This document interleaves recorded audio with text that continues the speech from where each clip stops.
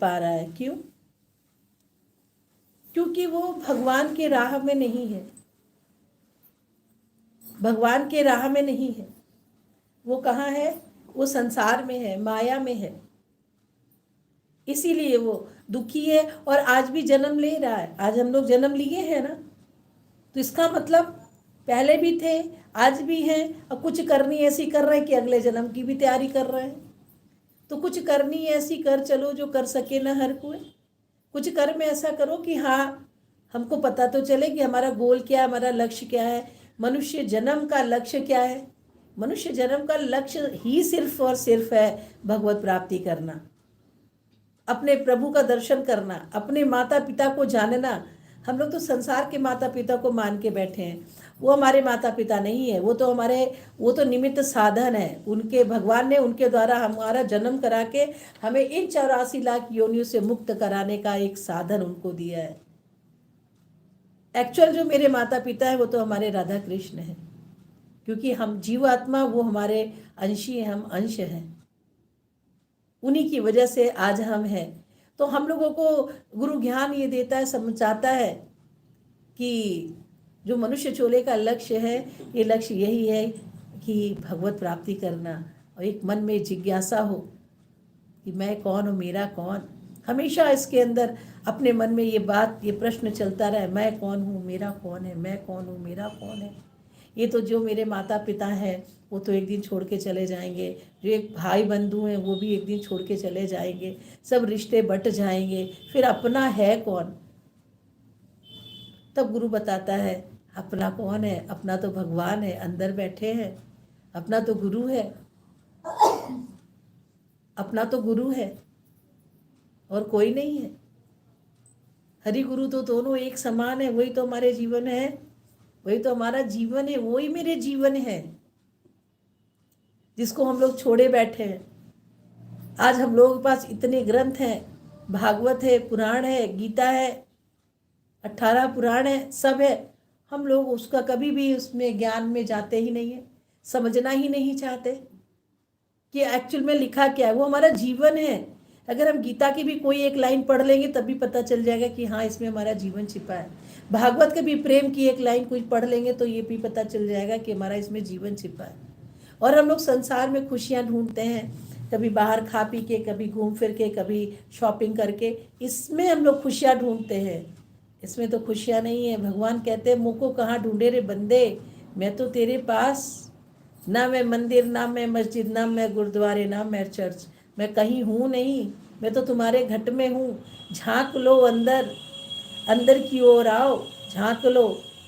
उसने आज भी पुकारा है। वो तो ये पुकार ही तो रहे, जो ये वाणी चल रही वो आपको पुकार ही तो रहे कि आप हमारे पास आइए। आपका मुख संसार की ओर क्यों? आप पलट जाइए। आप ऐसे क्यों जा रहे हैं? आप ऐसे पलटिए, क्योंकि भगवान ऐसे हैं और आप ऐसे हो। आप संसार की ओर भाग रहे हो, भगवान आपके पीछे पीछे जा रहे हैं। एक पलट जाइए, चाहे दाएं पलटिए चाहे बाएं पलटिए, पलट जाइए और फिर देखिए सम्मुख हो जाएंगे, प्रभु के सम्मुख हो जाएंगे। और जब प्रभु के सम्मुख हो जाएंगे तो क्या जीवन में आनंद ही आनंद है। इस बात को जो हम लोग को समझ में आती है, ऐसा नहीं है कि नहीं आता, लेकिन क्या करे, मन है कि मन है हमारे विचारों की माला, अच्छा बुरा सब होने दो, चुन लो कोई अनमोल मोती। तो अनमोल क्या है? जिसका कोई मोल नहीं है। अनमोल मोती क्या है? वही हमारे कन्हैया।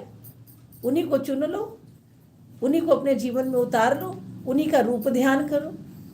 कुछ नहीं है। आप भागवत पढ़ लीजिए, कितने भी बड़े विद्वान हो, भागवत पढ़ लीजिए, वेद पढ़ लीजिए, पुराण पढ़ लीजिए, सब पढ़ लीजिए, तो बस एक ही लिखा है, सर्वधर्मान् परित्यज्य माम एकम शरणम व्रज। जो मेरी शरणागति हो जाता है, जो मेरी शरण में आ जाता है, बस उसका कल्याण हो जाता है।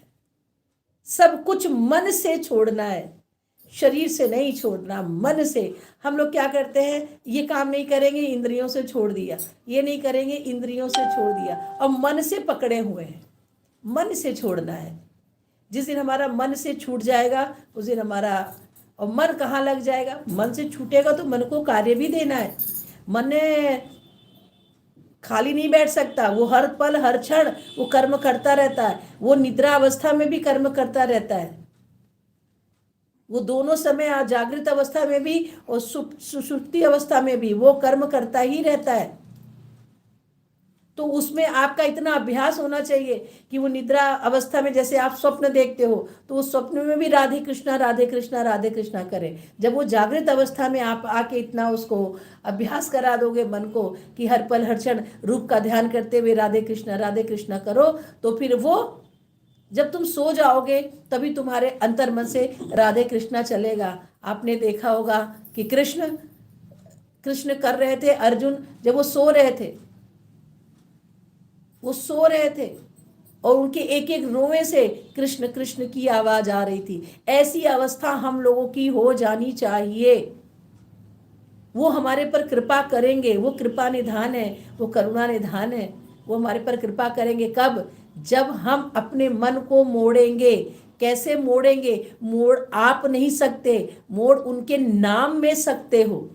आप कहो कि नहीं हम अपना मन मोड़ लेंगे, तो आप अपना मन नहीं मोड़ पाओगे। उनके नाम में, उनका नाम लेके अपने मन को उसमें लगा दोगे। बस राधे राधे करोगे, मन को उसमें लगा दोगे राधे राधे, वो उसी में रम जाएगा।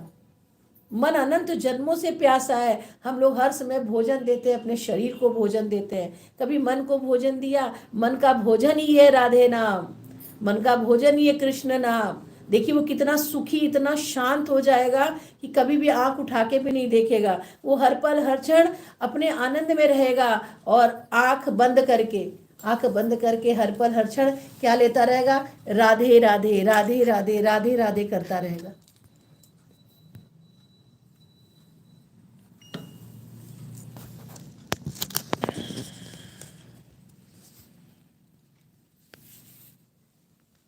हर पल हर क्षण वो राधे राधे राधे राधे करता रहेगा।